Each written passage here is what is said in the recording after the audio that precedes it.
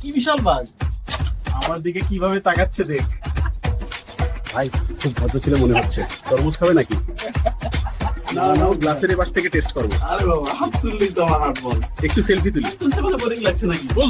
আপনার কাজ কি? মানুষকে ভয় দেখানো। স্যালারি কেমন? মানুষ দেখলেই ফ্রি কার্ডিও।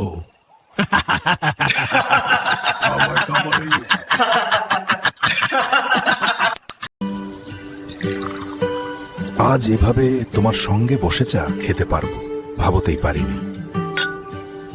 আমারও ভালো লাগছে। বনের সাধারণ স্বাদ নেই এই চা, দুধ না চিনি। তোমার পছন্দ কোনটা? কেই বাবাবে? আরে আরে, ও নাইট চাল দিলি। কেই বাবাবে? ঠিক আছে, হার মেনে নিলাম।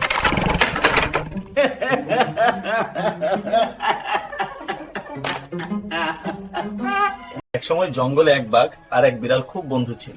বাঘ শক্তির জন্য বিখ্যাত আর বিড়াল বুদ্ধির জন্য। একদিন তারা ভাবলকে আগে নদী, বাঘ লাফ দিয়ে নামল, সাঁতরাতে লাগল। বিড়াল সোজা গাছে উঠে ডালে ডালে গিয়ে অপর দিকে লাফ দিল।